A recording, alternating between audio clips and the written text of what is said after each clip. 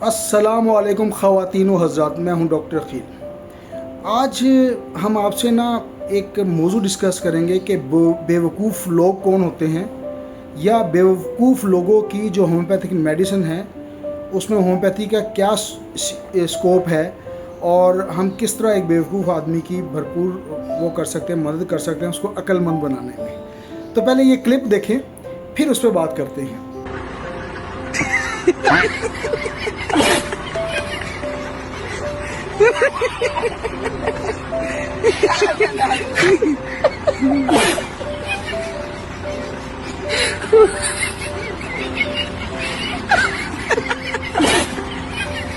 Indra, ninchadaga.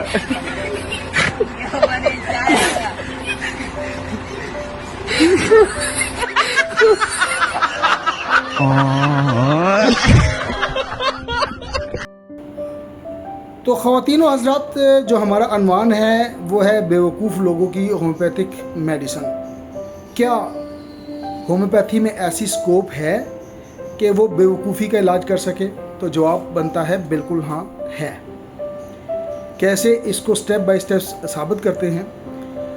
मैं हूं doctor Aqeel Javed, आप देख रहे हैं मेरा चैनल AJ हेल्थ TV।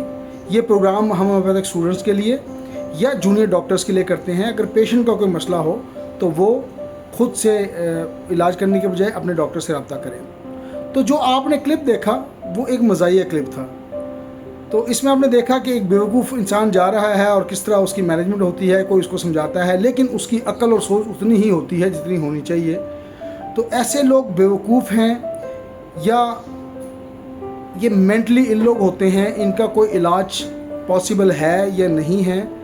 क्या दुनिया में कोई ऐसा तरीका इलाज है जो इन बेवकूफ़ लोगों की मदद कर सके? तो आज की वीडियो हमने इस पे बनाई है। लेकिन ये एक मज़ाहिया क्लिप आपने देखा ज़रूर है, लेकिन इसको हम बिल्कुल एक गहराई से, संजीदगी से लेते हैं, क्योंकि ये एक नफ्सियाती मसला भी हो सकता है। तो इंसान के जो ब्रेन के केमिकल्स हैं बाज़ औक़ात वो डिस्टर्ब हो जाते हैं, और केमिकल का अदम तवाज़ुन या इम्बैलेंस एक वजह बन सकती है। तो ये जो क्लिप हमने आपको दिखाया ये एक मजाक के तौर पे ज़रूर लिया है, लेकिन इसको हम सीरियस लेते हैं और देखते हैं कि इस किस्म के मिजाज के लोगों और इस किस्म के सोच के लोगों और फैसलों में जो कमज़ोर लोग होते हैं, तो क्या इनकी कोई अलामात भी होती हैं? आम तौर पर जो गून या बेवकूफ़ लोग कहलाते हैं वो किन लोगों को हम कहते हैं? जो बार बार समझाने के बावजूद एक ही गलती करते हैं। तो जाहिर है फिर उस पर हंसना बनता है, लेकिन हम इसको होम्योपैथी में देखते हैं और ये ऐसे लोग हैं जिनकी जज्बात को समझने की ज़रूरत है, इनके नफ्सियात को समझने की ज़रूरत है। ये काबिल रहम लोग होते हैं। इनको एज ए डॉक्टर मैं तो एक बीमार आदमी के लेता हूँ और इनकी का इलाज के लिए बेइंतहा कोशिश भी करता हूँ, और ये वीडियो उसकी एक कड़ी है, उस सिलसिले का एक कड़ी है कि नफ्सियाती अगर मरीज़ आपके दाएं बाएं, आपके रिश्तेदारों में, आपके पेशेंट में हों, तो हमने किस तरह इसका ख्याल रखना है और कैसे हमने ट्रीट करना है। बेसिकली ये फंक्शनल इम्बैलेंस की तरफ इशारा होता है। जब इंसान इस किस्म की हरकतें बार बार करे और बेवकूफ़ी का मुजाहरा करे, तो ये फंक्शनल इम्बैलेंस हम इसको मेडिकल की लैंग्वेज में कहेंगे। तो अगर हम इन्हें जहनी कमज़ोरी या अदम तवाज़न का नाम दें, और तो फिर इसका इलाज बिल्कुल हो सकता है, क्योंकि ये एक नफ्सियाती मसला है।